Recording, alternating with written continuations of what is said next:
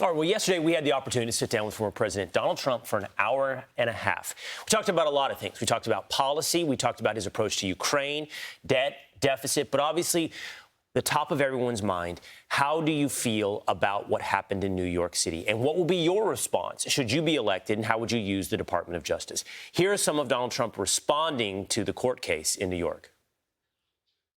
In your presidency, what they've done to you, you've got the verdict that just came through.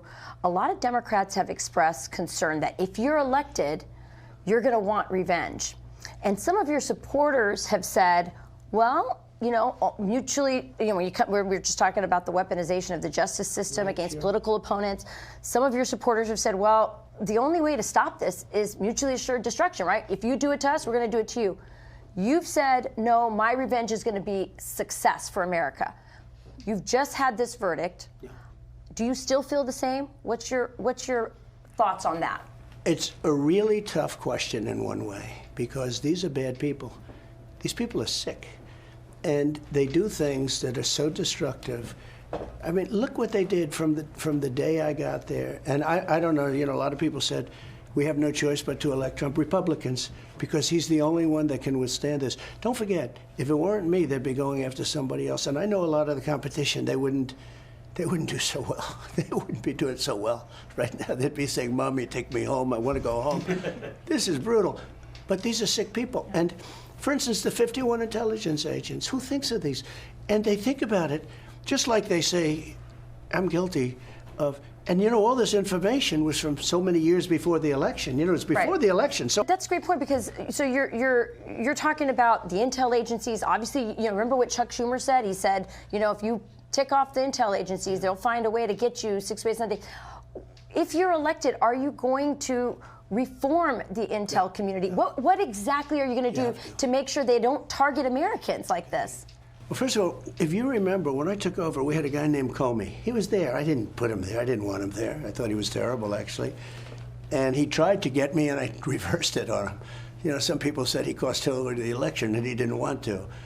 But he was a bad guy, not a capable guy, an evil guy. They were doing things that, I mean, I won't mention here because it's so conspiratorial. I don't want to be conspiratorial. It's too nice a show.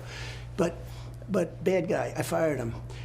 Then I fired Strzok and Page and this one and that one. I got rid of that whole group of people, and we were doing great. Look, it's a very interesting question, and I say it and it sounds beautiful, right? You know, my revenge will be success, and I mean that.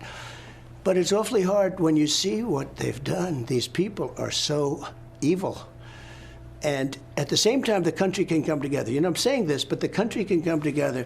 You know, during my term, prior to COVID, we had the most successful country we've ever had.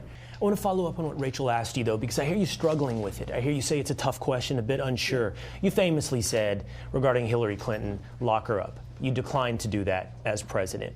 I beat her. It's easier when you win. And they all said lock her up. And I felt, and I could have done it, but I felt it would have been a terrible thing. And then this happened to me.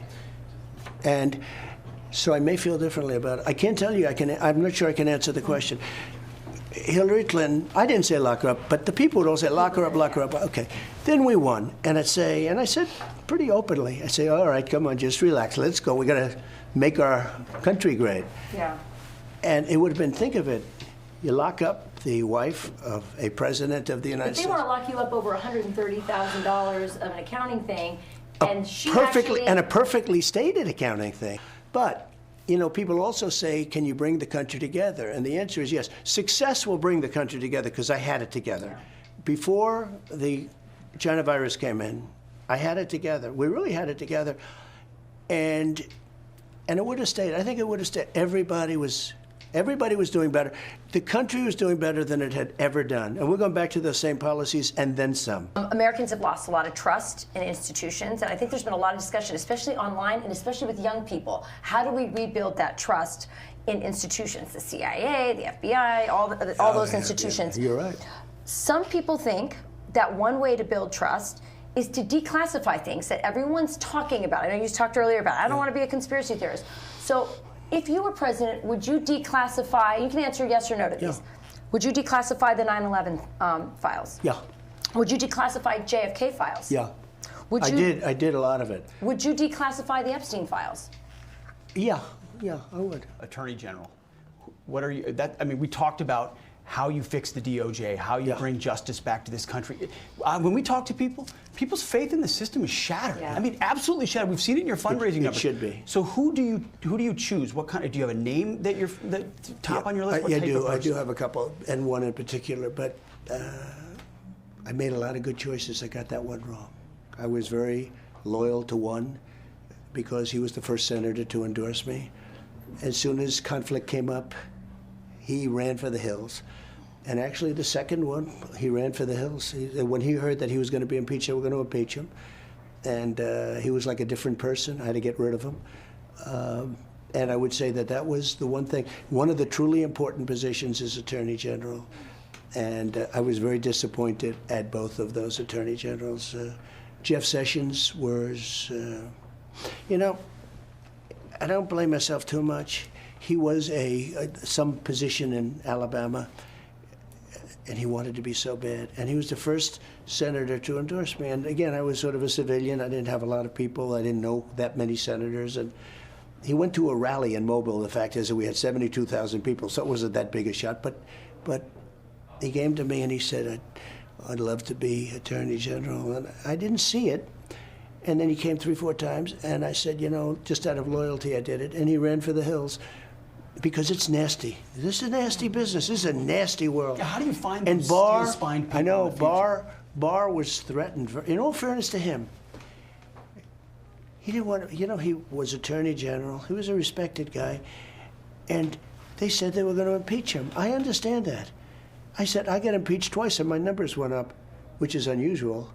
I said, it's not so bad to be impeached. What are they going to impeach you? He had no idea what they were going to impeach. But he was going to be impeached. They didn't know what. They didn't know why. It's like they took me to trial. There's no crime. They were trying to devise the crime during the trial. That's how bad it was. But with Barr, and he let me down. He let me down. He let down our country. He endorsed me the other day, as you saw, right?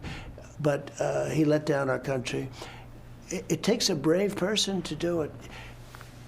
People don't want to be impeached. They don't want to be indicted by these scoundrels who are much more evil than people. I'm telling you, China and Russia, they're not the problem. We have a problem from within that's really bad. So he let us down.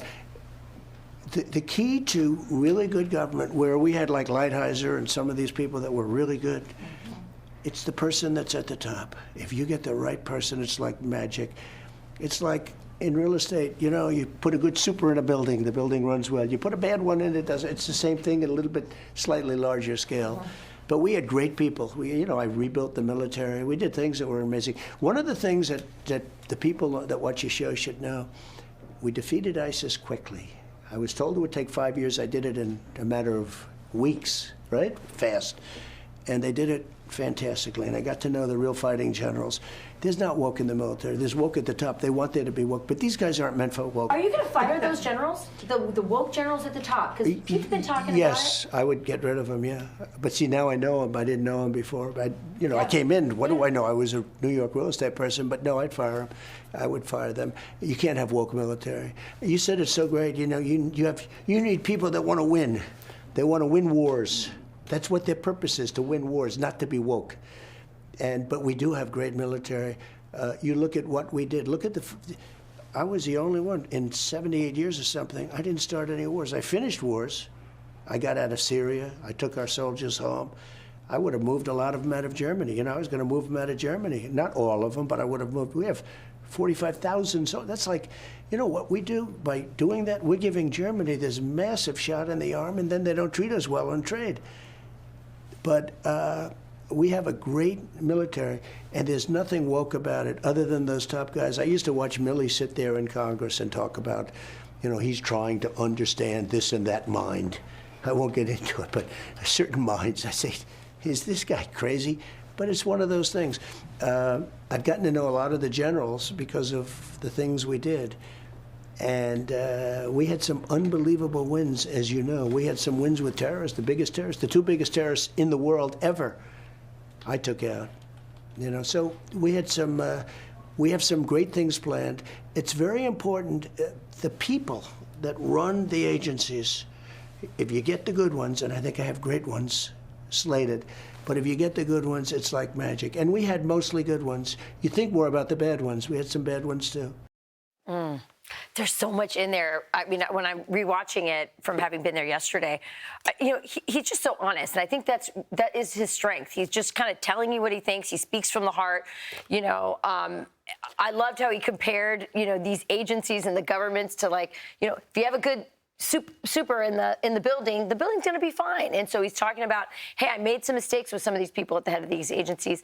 I'm going to, learn from that and pick better people. Again, really fascinating that he was very direct. I asked him if he would,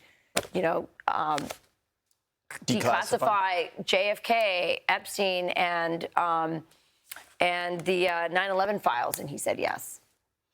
Yeah, I mean, it was interesting. A couple of places you heard it there. He said, hey, that's a tough question. What do you do at DOJ? What do I do with an attorney general? Revenge will be, he said, yes, revenge will be my success. I mean that. But it's still difficult. Success will be my revenge. Excuse me. Success will be my revenge, but it's difficult. What does that really look like? I don't know. I thought your question about the lock her up vis-a-vis and his answer about how, hey, it's one thing to say it, it's another thing to do it, and they did it to me, and that changes the view of how everything works. I'm Steve Ducey. I'm Brian Kilmeade. And I'm Ainsley Earhart. And click here to subscribe to the Fox News YouTube page to catch our hottest interviews and most compelling analysis.